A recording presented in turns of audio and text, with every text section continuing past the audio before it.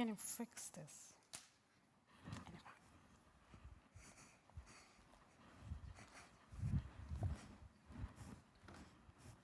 Well, the timer is up, it says. The mics are working already, so we should start. Hi, everyone. Thank you for joining us today. Hello. This is the second day of World Circular Economy Forum, and you have heard a lot of sessions. The circular bioeconomy today, as we speak, flips the script on how we use our natural resources. It's all about closing the loop. For the Global South, going circular isn't just an option. It's a mandate. They need to cut down on the waste. With challenges like poverty and environmental damage, it's a way to develop sustainably and make most of what they have got. It's all about managing our resources smartly and cutting down on the waste streams. By working with the nature's regenerative powers, we can create cool stuff while keeping our planet happy. Places like Brazil are turning the leftover crops into biofuels, while India is rocking decentralized waste management systems that make compost and biogas. And in the Southeast Asian countries like Indonesia, they are getting creative with sustainable forestry. In our session today, we'll dive into more examples on how Global South is going circular. We'll check out ideas that use renewable resources, recycle waste, and make money while saving the planet. Circular thinking is also a big part of climate resilience in the Global South. By cutting waste and being efficient with resources, they are making sure they can handle whatever comes their way. Ladies and gentlemen, both present in the room and those who have joined us online today, welcome to the Bioeconomy session at the World Circular Economy Forum. Today, we are diving into pivotal role of circular bioeconomy, particularly in the Global South. For our online audience, you can ask questions in the chat room, and our team would be happy to respond. My name is Shalini Bhalla. I'm the Managing Director at International Council for Circular Economy from India, and I'm joined together by Katya of GIZ, and will moderate your session today. Katya, thank you very much, Shalini. Thank you. A very warm welcome from my side as well. And yeah, I think we have a very important topic today. Of course, it is also of great importance to GIZ, the whole topic of bioeconomy and using bio-based materials and biomass. And I think we have some experience in Germany, but we are also keen, of course, to get an exchange and to learn from the Global South. And I think some of you might know GIZ. We are working together with companies and research institutes from all over the world, and we support the Global South in transitioning towards a circular economy, and especially in the bioeconomy sector. So international cooperation and partnerships are vital for moving or for this transition, and a close exchange, of course, is also needed.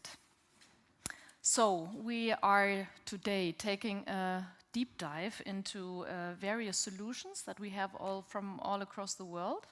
I think you brought some and we brought some, and so it's going to be a good exchange and sharing of experiences. Before we do that, I think we have a task for the audience as well, right? That's right. So, but we have an introduction, we have a presentation, a launch of a white paper, and then we have a panel discussion. But before that, now I think we have the questions, yes. Right? So we want to hear from the audience, what do you think about circular bioeconomy? What do you think is the potential of circularity when it comes to the biomasses?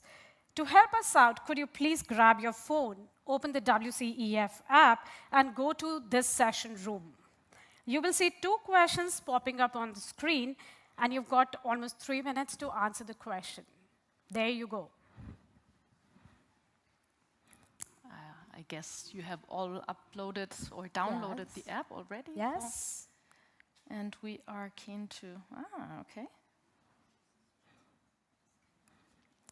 So the question that appears is, what comes into your mind first when you think about circular bioeconomy, particularly in the Global South?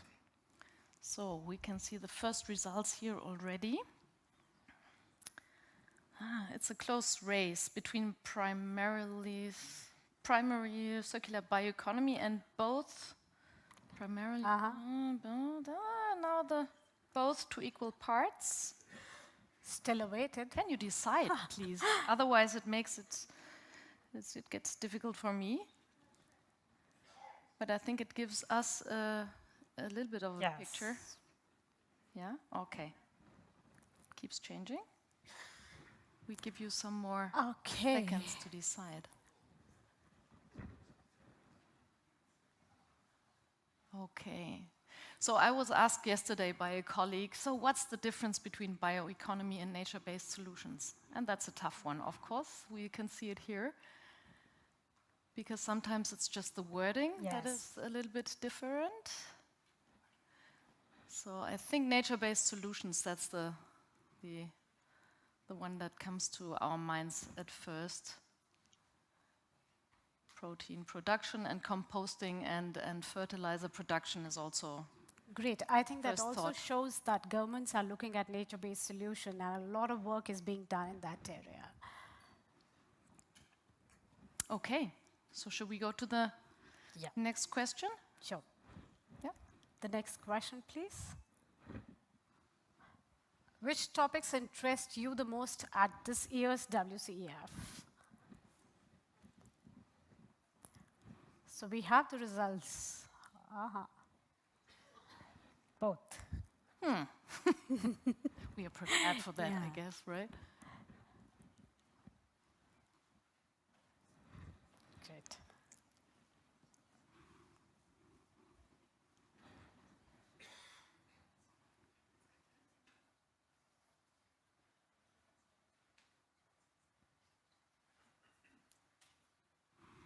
So we know that both. Well, of course, bioeconomy we have sees some important. solutions for the circular bioeconomy That's here. right. Huh? So you're in the right session, I guess. Huh? Sure. Okay.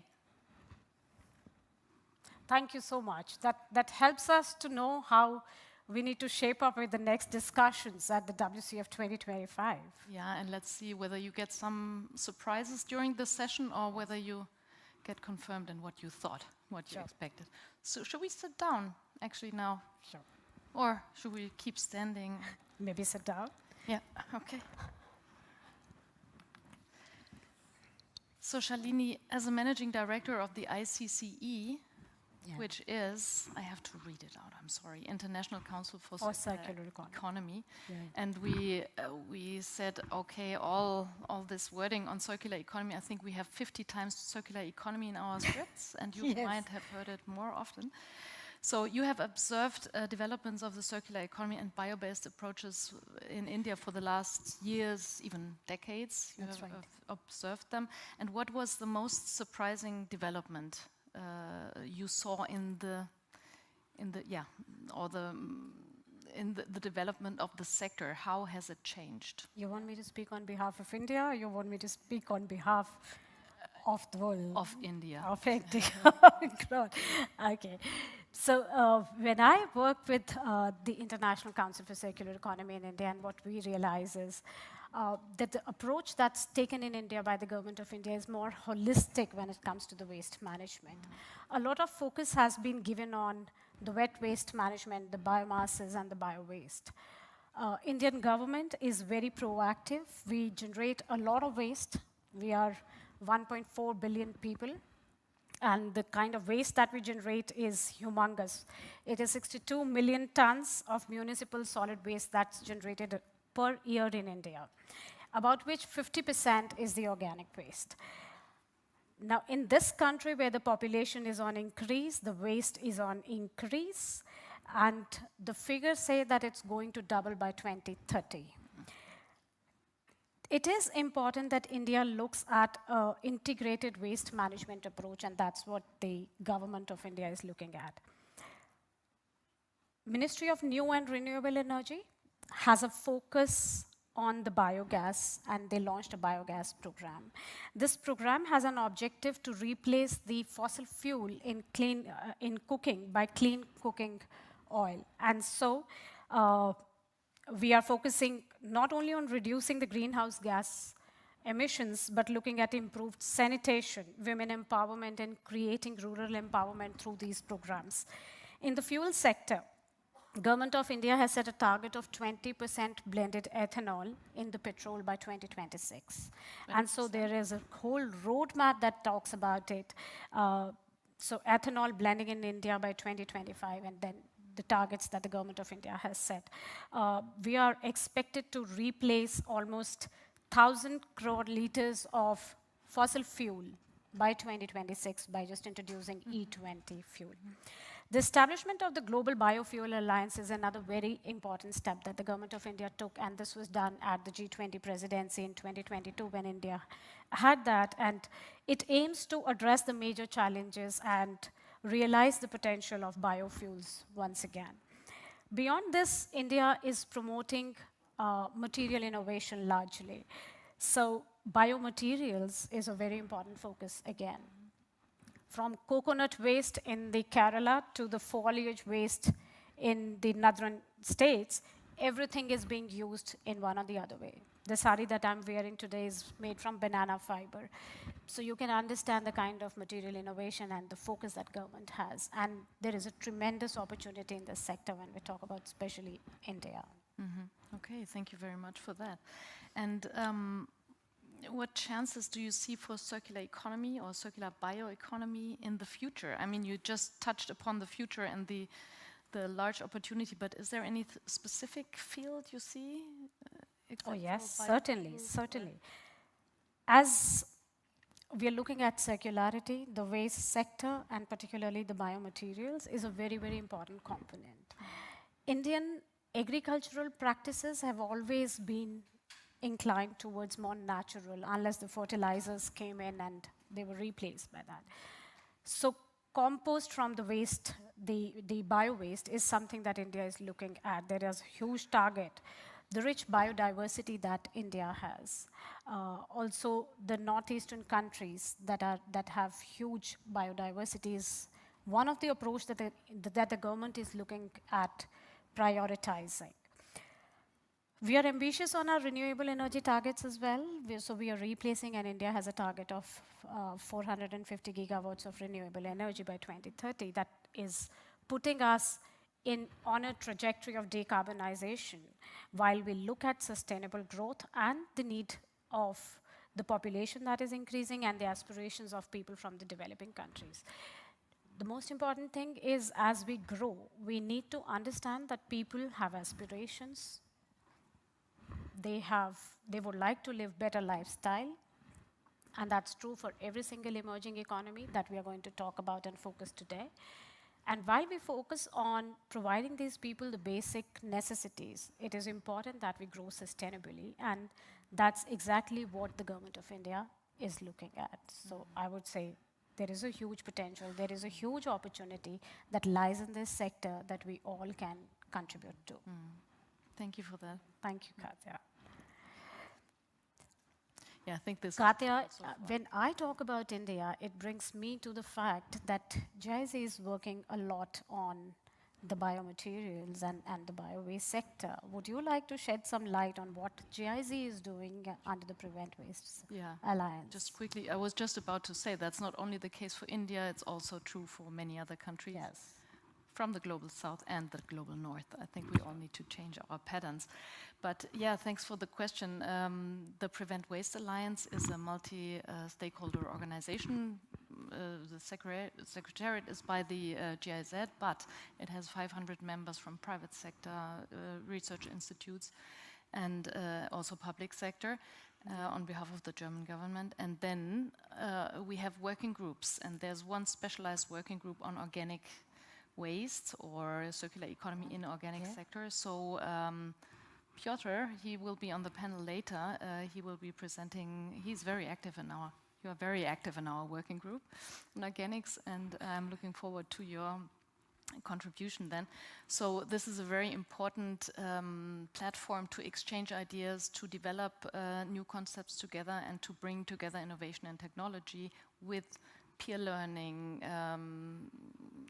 just exchanging and learning from each other. So this is why we think also the World Circular Economy Forum here is very valuable.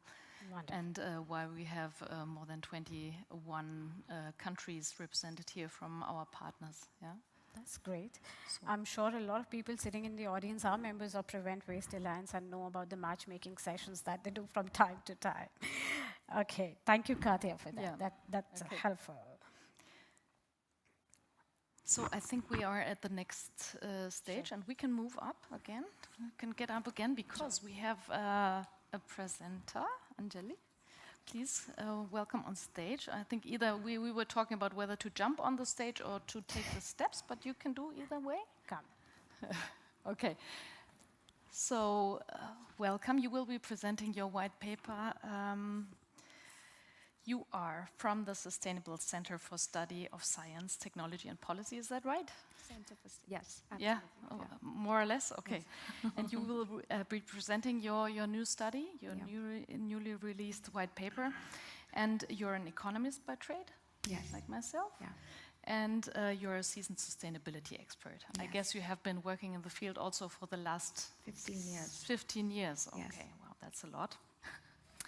And you are leading the sustainability vertical, which is one unit. Yes, so it's a vertical under the climate, environment, and sustainability sector. And so how C-STEP, the center, works is that we have different sectors, and then there are sector verticals working under each towards addressing some of the grand challenges in the field of climate and environment. Okay, so that's not only organics, but it's also on telecommunication and Absolutely. e-waste and Yes, plastics. textiles as well. Textiles as well. Yeah. Okay. So welcome on stage, and we hide, or I hide, Yeah. and I hand it over Thank to you. you. So, hi everyone. I think a lot has been talked about bioeconomy, and this is something that we have been stressing a lot in our debate on bioeconomy, basically about how to make it more circular.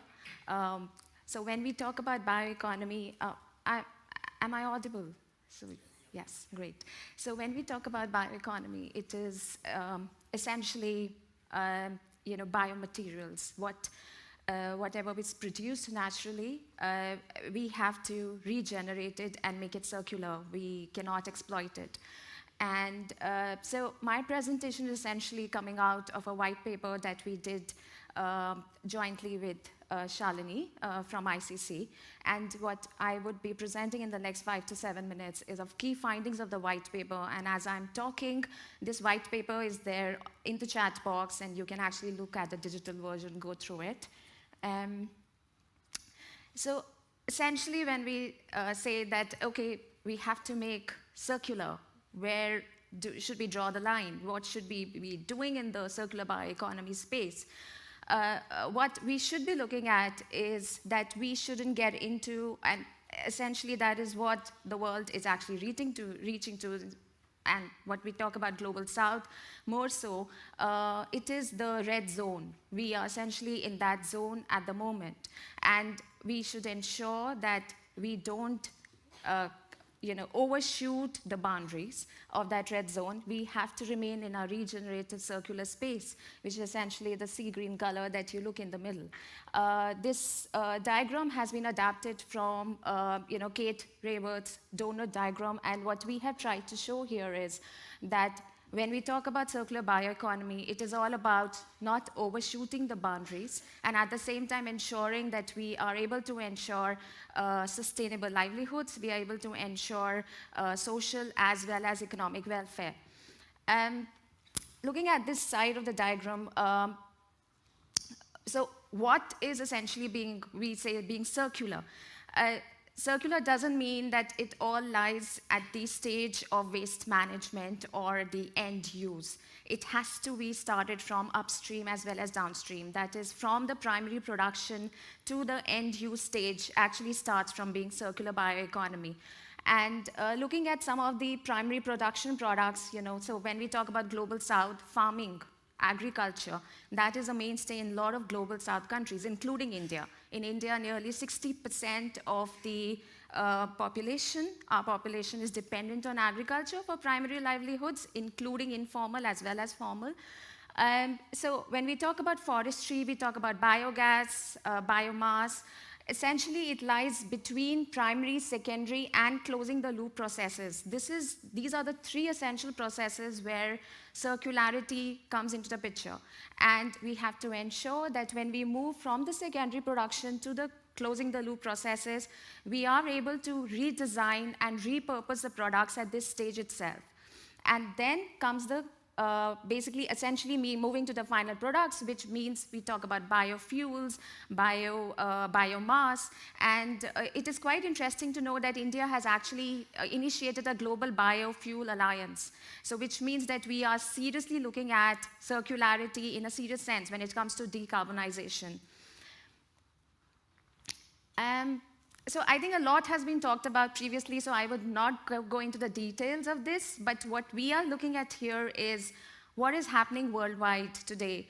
Africa is taking actually a lot of initiatives in the field of circular bioeconomy, and that is quite impressive. We have Piotr sitting here today, and he would be talking a bit about what Africa has been doing. But what we essentially see here in the global south countries, Africa is certainly one of the leading countries that has been doing. Taking some best practices from across the countries. Like if you see EU, for instance, EU has a kind of a bioeconomy strategy in place which looks at sustainability, merging the sustainability as well as the growth angles together. And even in EU, when we talk about Germany, they focus a lot upon research and development, for instance. They focus a lot upon innovation. At the same time, Norway is actually looking into, various targets for extraction, how we can make it more productive and regenerative. Essentially, the resource recovery mechanism is very strong in Norway, and they are actually looking at 4 major facilities.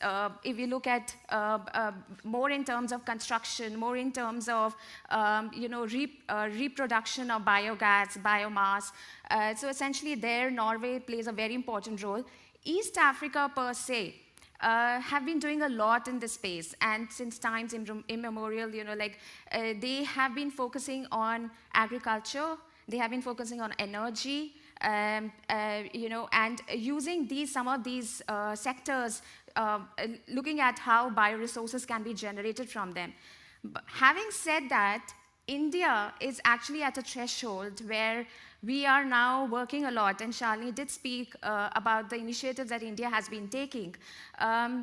Recently, Niti Aayog came up, Niti Aayog, which is the national center, national government body in India, looks into it is like a government of India's think tank.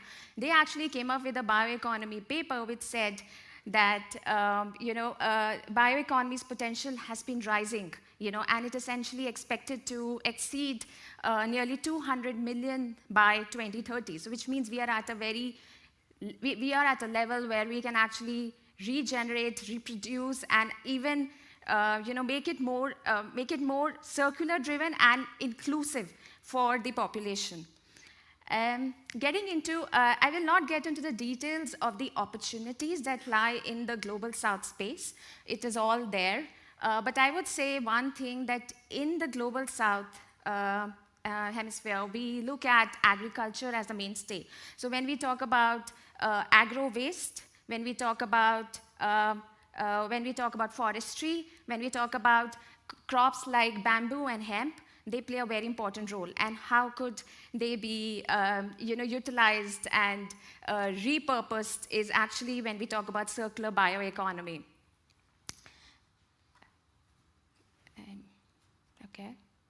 Okay, yeah. So essentially, so these are again some of the examples that I have put together, but when you see the paper, you will see that most of these have been talked in detail, a large amount of marine, and just 2 minutes, just last 2 minutes, okay? Yeah. Okay, so yeah. And okay, so the last part of our paper, which essentially talks about now the how, that is what essentially needs to be done to achieve a circular bioeconomy. We are looking at 4 building blocks. Essentially, policy is at the core, okay? And of course, it cannot be done in silos. So we talk about partnerships and collaborations. We talk about how we can actually cover up the knowledge gap in this sphere, and of course, technological innovation. This is the roadmap that we have showcased in our white paper, which essentially talks about from the evidence to essentially act and embed, and finally, what is needed to keep the momentum running, which is monitoring and reporting. That is most important when we talk about bioeconomy. We need to stress on our strengths. We need to see what could be done to make it better and how, depending upon the feedback that we get. This is the last slide, and I will leave it here for our panelists to actually take it forward. When we talk about bioeconomy, especially circular bioeconomy, from the short term to the long term, what are we actually looking at? What are the kind of things that are needed to bring the collaborations in place, whether it's from the government, whether it's from the industry, whether it's from the academia, whether it's from the civil society? How can we make it a more livable, sustainable ideology and get it implemented on the ground? That is all. Thank you. Thank you so much for bringing up this paper. I hope this paper is able to stimulate a dialogue and bring about a transformational change the way we look at the bio-waste. With the World Business Council for Sustainable Development estimating the global economic opportunity of bio-based product for food, feed waste products and energy to the tune of $7.7 trillion by 2030, I hope we are able to tap the high potential of the circular bioeconomy. With this, we announce the release of this white paper, which can be accessed on the link which is now available in your chat room. Katya, would you like to take this forward? Session? Would be. And we will have The moment you step on stage. Is it? Yeah, Is it really? not I working. don't think so. Yes, it is on now. Sure. So now we have the panel panel discussion, and you are a part of the panel actually because you are facilitating it. And I'd like to welcome three speakers, maybe one after the other. We have Melanie Diaz de Guatemala, bienvenida, y Piotr Basak. I don't speak Polish, I'm sorry. And Togu John from South Korea. Please welcome on stage. Please come on the stage. So, Melanie, you are advisor at the ministerial office in the Ministry of Environment and Natural Resources in Guatemala. Is that right? Yeah, you're right. Yeah. And you have previously been executive director of the national sector of plastics. So you've got a lot of experience in this sector, also on solid waste management systems, but also on different or alternatives to plastic, like bio-based materials. Yeah, you're right. Welcome. So Piotr, I mentioned you before because you're the active part of the working group. Prevent. Yeah, of the Prevent working group. You've got more than 10 years experience also in policy development for circular economy, right? And currently you are a member of the ASEAN Foundation, which is the African Circular Economy Network Foundation. And you're also council member of the European Environmental Bureau. Correct, yes. Yeah.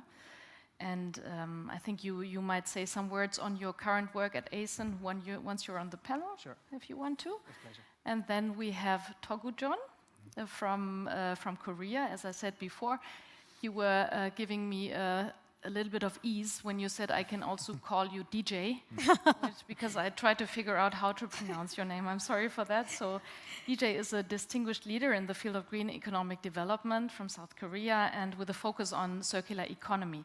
So as a sector lead in circular economy at the Global Green Growth Institute, you have spearheaded innovative programs on circular economy in the past years. And you are also very strong in public-private partnerships in transforming sectors and transformative waste-to-value projects as well. Yeah. For example, you're also working in EV battery recycling. Right. That's the hot topic for everyone now, I think, and also in biomass-based projects. Right. Yeah. And you have introduced yourself, so I hand over to you, and then see you later. Thank you, Katya. Thank you for setting the stage. So a lot to hear when it comes to the biomass. We have people from biomaterials. We have experts who are dealing into recycling, and then we have someone using the technology which is completely based on the lava. So I'm sure we get into know the real insights from the different sectors and different regions of the world. Thank you so much for joining us on the stage today. And while we were discussing about what the government is looking at, I think it is important to know what action is happening on ground. So thank you for bringing in your expertise, and we would like to know what each one of you is doing in your own respective zones through your projects and the work that you bring on the table. So my first question, I would call you DJ once again, and I think that's pretty easy for me to pronounce, is you working on biochar. What I understand of biochar with my limited knowledge is it's made by controlled burning of the organic material, am I right? Right. Okay. And that too, you use the agriculture and the forest waste to do that, or to work on biochar. How does the incorporation of this biochar into fertilizer production align to the principles of circular bioeconomy at large? And how does it help in improving the soil quality? When you say, I mean, biochar, when you're using it as an alternative to the chemical fertilizer, how does it help to improve the soil? Yeah, it's a very good question. So actually, I just met the biochar a few years ago. So when I met the biochar a few years ago, actually char in Korean means a tea. So I thought, oh, it's maybe biomass-based tea. Oh, it'll be very delicious. And then when they provide like a sample, oh, it's not tea. What's that? And then it's like a chocolate-like things that I cannot drink at all. And then, no, it's a very, very variable things. It has a very high potential for the solving anything. It's like a magical. So no. So, and then when I figure out these the properties and the features, I recognize it's a high potential. So please let me explain the biochar itself first. So biochar is like the carbon-rich, the solid material that it is produced through the process of pyrolysis. And pyrolysis is like a very engineering term, but the pyrolysis has the heating the process, the converting the biomass to very stable form of the carbon. And the carbon, the form, can be the last in the soil more than 100 years at a very stable form. And then this biochar has a very unique properties. It has a highly porous. It has a good amount of minerals embedded inside this chocolate-like form. And so that when you disperse this in the soil, what happened there is it can change the soil structure very positive way. So that it can increase the porosity, so that it can provide more aerobic conditions. And then it can be a good place for the microbes to live on, so that it can enhance the microbial diversity and activities. And also it retains the nutrients, the water, very effective way. So that it can also reduce the use of the chemical fertilizers significantly, which contribute to the carbon footprint in the agriculture sector as well. So you can imagine that, okay, you can capture the CO2. Also, as I told you, it is like a very stable form of the carbon. So that once you apply in the soil, it's kind of some carbon storage unit in the soil. So when you grow biomass for your own purpose, and then when you have the byproducts, you can convert this when you grow the biomass, actually it captures the CO2 from the atmosphere, right? And then once you convert it to biochar and they use in the soil, actually this carbon, the CO2 is captured and then storages in the soil. And that is a very beneficial way to use this biochar in the agricultural sectors, enhancing it is agricultural productivities and also carbon footprint. So you did mention about carbon capture using this.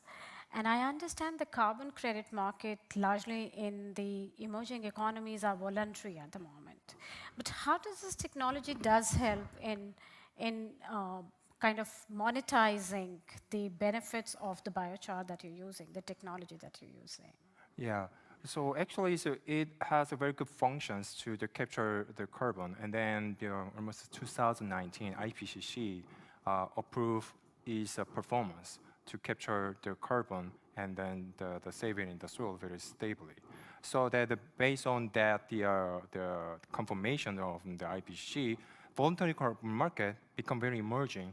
And then many global companies believe the quality of the carbon credit generated from the biochar production is very good. So Microsoft and also JP Morgan, they buy the carbon credit generated from the biochar production with a very reasonable price. It's more than $100 per ton. So that you can imagine that, and it can offset actually the challenge of the biochar. So actually biochar is using pyrolysis, which requires a high temperature, so that the biochar production is very expensive. So usually the commercial the price of the biochar is almost $1,000 per ton. So it makes like a business model very hard for biochar production facility. But when you sell the carbon credit in the voluntary carbon market, it gives you very significant revenue stream to your business model, so that it can attract the farmers and investors to use this the biochar production facility and application in their field. And especially when you link this biochar production with biomass byproduct management issue, like rice straw, open burning issues in Vietnam, Philippines, India, and many places, which usually they harvest rice 3 times a year, which has a lot of the significant amounts of the byproducts of rice in there. If you use biochar production using this production, actually you can prevent open burnings of these byproducts, and then save also air pollution issues as well. So this is our approach in the Vietnam colonies and going. And then we also believe that the composition of the rice byproducts in India, Vietnam, Indonesia, Philippines are not such a difference. And also global market, the global the voluntary carbon market also available for all of the countries. So that we believe that our business model and also the best practice model in the Vietnam can be replicable in other countries. In other countries as well. Thank you. That's wonderful. That also brings me to the fact that most of the time when we looked at India, cow dung was used as a natural manure. But at the same time, there are insects which the agricultural community thinks are pests. But then we are talking about a technology, the black soldier fly technology, which Piotr, you're working on. I'm scared you're using larvae for it and using insects. But how do they really contribute to making the soil more fertile, or how it contributes to the circular bioeconomy, the technology that you use? All right, thank you for this question, Shalini. I will come to the soil question, but just first of all, I want to say, because Katja, you asked, at ASEAN Foundation, we deal with many streams, and also at policy level and on the ground. Today, because you are interested in the bio-circular economy, and my favorite stream is bio-waste stream, indeed, and there is this very popular, in recent years, and with a very promising technology called BSF. I will use this abbreviation, black soldier fly. And indeed, I don't know how many of you actually know about this technology. Many of you. How many of you have seen or tasted or smelled? Tasted. Oh yeah, tasted. Be careful, he can pull out a jar of larvae right in front of you. Oh my God. So you will have an opportunity today afterwards to touch, smell, taste if you want. So this is dry black soldier fly. There are many beautiful elements of this. Yeah. But the one that is most demanded now is the protein production. Those larvae, when you feed them, when you have 1 ton of bio-waste, clean bio-waste, you will get about 200 kilograms of larvae, fresh larvae. It can be less or more depending on the type of food you give to them. And they grow very fast. Within 12 days, you can harvest them and you get proteins that you can feed directly to animals, pigs or fish or chicken. They love it. or then you can also dry it, you can transport it, and so on. But so this is the proteins production. But as every organism on this planet, they also generate a lot of poop. So this is frass. It's called frass. It's insects fertilizer, basically. You can also touch it, smell it. It's very nice. And this is the soil component. This is what we feed into the soils. This is the fertilizer, soil improver, very, very nutritious. And you can get, from 1 ton of biowaste, you will get 400 kilograms of this. This comes actually to you from Côte d'Ivoire. Thank you to the farm Bio Ani, if they watch us today, from Côte d'Ivoire, Ivory Coast. They sell this for 25 cents, 1 kilogram of this. No, 1 euro, sorry, 1 euro for 1 kilogram of larvae. And 25 cents for 1 kilogram of frass. For the poo. So you get economy also here. But this is not enough. Out of frass, you can, before using it in soil, you can also digest it anaerobically. So AD, anaerobic digestion. And then after getting the biomethane out of it, you can still use it on the ground, on the soil. So you see, this is what I say.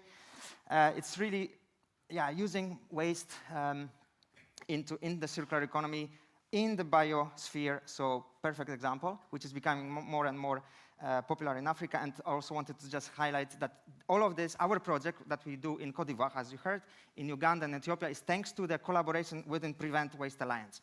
Katja said about Prevent Waste Alliance being the knowledge sharing, but it's not only that. It is really also uniting experts together in the global north, in the global south, to propose, to build projects funded then by different entities. For example, this one is funded partly by GIZ, but also by CCAC, Climate and Clean Air Coalition. If they watch us, thank you, and we will move forward. Another thing, Piotr, before we go and speak to Melanie about what's happening in the Caribbean, it's very important when you talk about these projects that these projects are also strengthening the local economies. The project that you are doing with Godiva, is this really impacting the local economy in a way? The socio-economic standards? And what benchmarks have you kind of aligned yourself when it comes to promoting them? So this is an example of a very localized economy, in fact. The biggest cost of this project, of this technology, is to transport waste. We want to avoid this cost. That's why it naturally places the project in a localized, smaller units. We don't want to transport waste in longer distances. So what is possible is that farmers, when they generate their residues, it can be pig dung, chicken also dung, it can be many slaughterhouses, it can be breweries, so food processing, it can be hotels, restaurants, markets, and finally, it will nudge also communities, municipalities to separately collect biowaste in order to produce those beautiful things. So it becomes very localized because you cannot make it centralized. You don't want to travel biowaste, which is very heavy, for long distance. So you're reducing the greenhouse emissions that are related to the transportation. Yes, and of course. And you are providing a decentralized waste mechanism to the local communities and strengthening, giving them employment as well. And the outputs, which is for farmers directly used in animal production and in soil. And which my audience is also interested in, right? Yes. Okay, thank you, Piotr. Melanie, coming next to you. As an industry and a government advisor, your focus is on the biomaterials and promoting them. Yeah. What are the specific initiatives in Guatemala that are promoting the alternative materials? Well, thank you for the invitation, and I want to begin telling that in Guatemala, we have a lot of laws about the biodiversity, about the conservation, natural conservation. So we have laws, but we don't have any that talk about circular economy. So Guatemala started in 2021 adopting regulation for management of solid waste. And that includes the circular economy terms. That's the first time in Guatemala that talk about circular economy. When in my former work in the plastic industry, always talk about circular economy, but we don't have a regulation. So what happened in this moment? We can do anything if we don't have regulations. So that's happening in this moment. And this facilitated and motivated companies in Guatemala to start a voluntary process and for changing conventional raw material in their products, in their production processes. So that's a bad kind of thing. Additionally, it forced research and development of new products through a collaboration with university within the country. And the industry are often drivers or the resources of know-how. So that's a big thing. So the university, the government, the municipality, the industry have a same language about the circular economy. It's a big stuff. So at the Ministry of Environment and Natural Resources, we are just starting to develop a strategy for changing those conventional raw materials. And we promote the use of raw material that generate lower environmental impact. So that's a good thing. That's a good news for Guatemala. And our minister is new, so we have all the potential, all potential to do those changes. So as a first step, we need to set targets for using lower impact material and also to establish standards for their production and use encourage factor for the industry, and are particular three things. The first, demand for sustainable material to improve their availability and competitive prices. That's the first, and that's require consumers and businesses to prioritize lower impact material and products while purchasing, and at the same time to promote the benefits of sustainable material to a broader audience. So that's the first. And the second, efficiency of production and supply chain management. So this combined with low energy use. The third, developing and implementing new technologies can also help to reduce the cost of a sustainable material. So these three things are the best that we are promoting. And the governments play a crucial role since they could change customer behavior toward a more sustainable purchase through the implementation of rules and laws. Our new government that just started this year, it's like 3 months ago, is highly committed to providing incentives for their adoption. In this addition, we also want to foster more collaboration with industry, NGOs, and other stakeholders can also help to drive this change toward a more sustainable material. So that's a big news, that's a good news for Guatemala, and then we are in here forum, so that's a good thing. Sure, that shows the initiation. Considering also your involvement with the solid waste management that you were working and the projects like Caribe, Circular, Yeah. how these initiatives helping at both regional as well as the state level in Guatemala? Well, it's a good question, because we have all the potential, because we have in the middle of the Central America, I have 2 oceans, and all the projects are mentioned with the cooperative, with the Atlantic Ocean, so I want to talk about that. And something we have always discussed as a country is that we all have the responsibility of waste management, but on diverse occasions we have here that consumers solely blame to the municipality and government in general. However, it's important to mention that private sector and all the consumers play an important role in promoting more circular practice. That's the point. When I work in a municipality, we always listen. You have all the problem to management the waste in this municipality.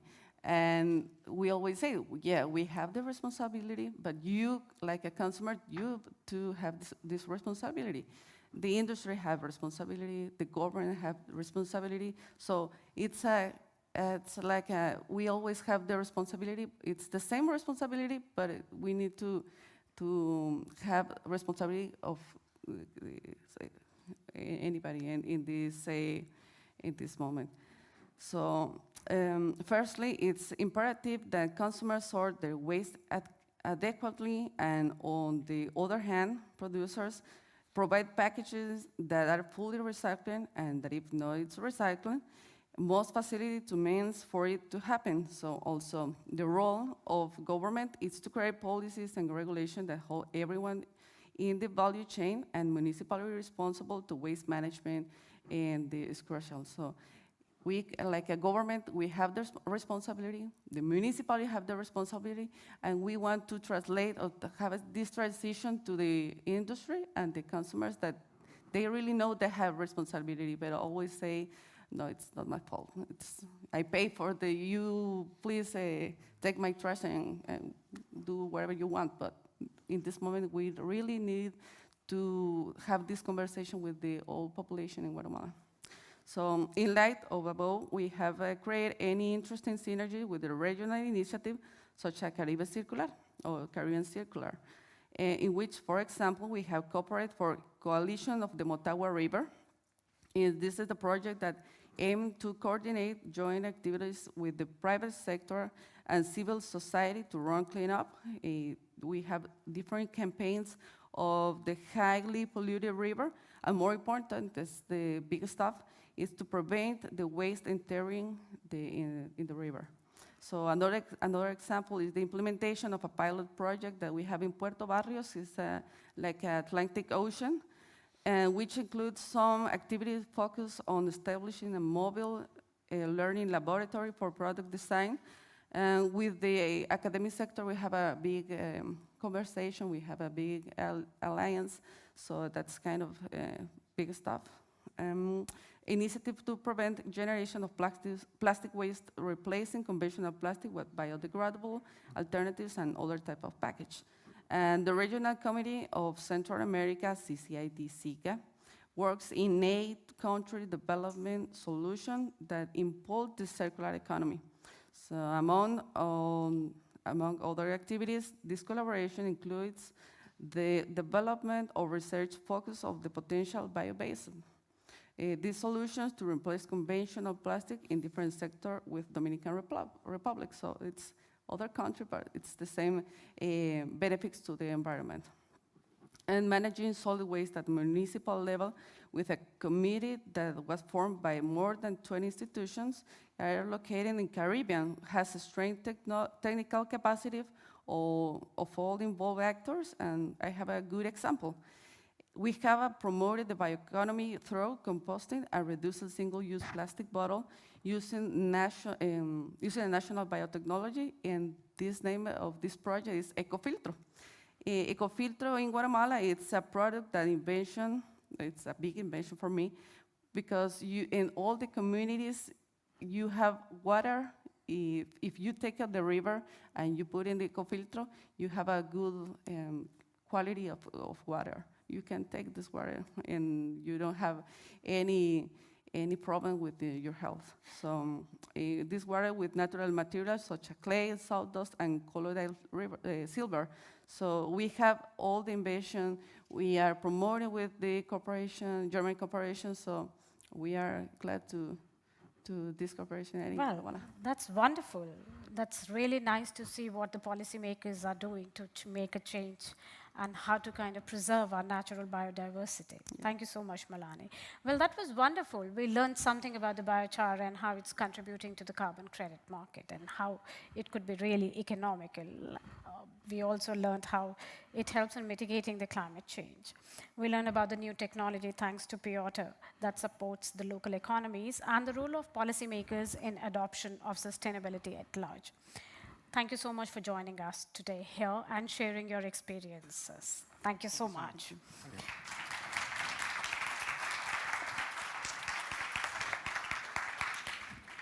It's time for the audience section again. And here's Katya. It is again time, just before we are running out of time, actually, so we need to hurry up.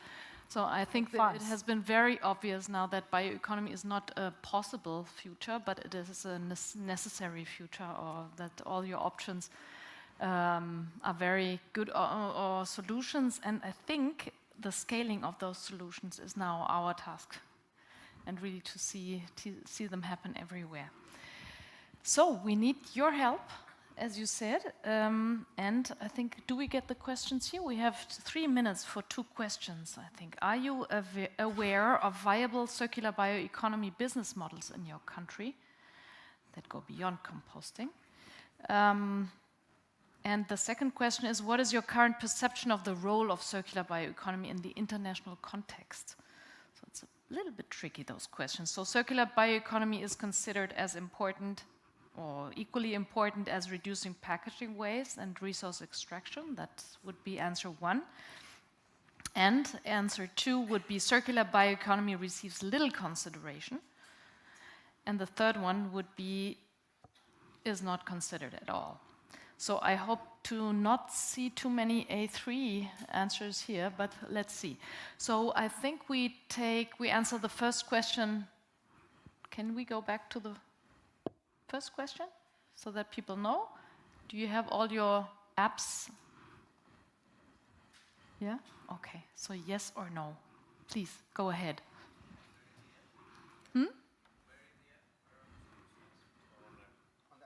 On the app? Can we have the answers then? Maybe people do not know where in the app. I got that question right? We were getting the answers already. So, well, it was just a teaser question, no? So people are aware of their...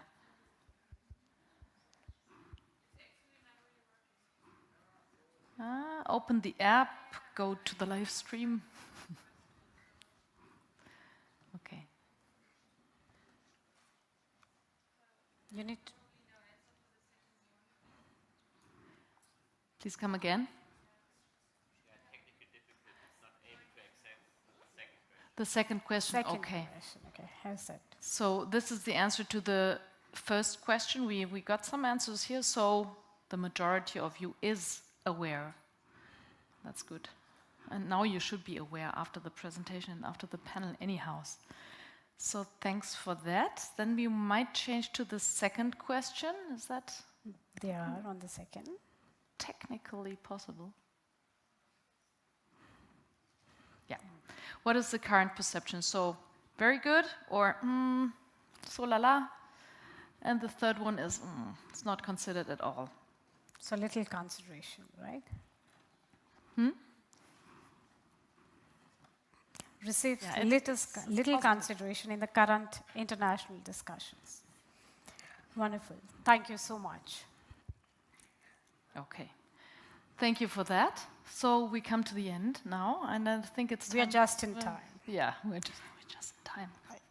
So I think you all saw that there is a need for further collaboration, for taking innovative and technology into our work and combine it to or adapt it to local conditions, and that we should all be really positive about or see that there are many possibilities and that we can And keep design the building the future. momentum, keep talking about it, and see what are the solutions available in the different countries and replicate them, adapt them in our own economies. I think that's the solution.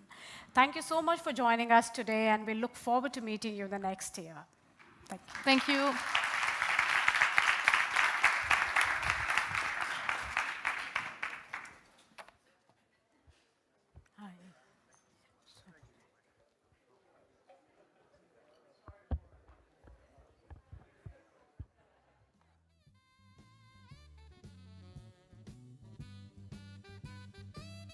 And Ray Charles.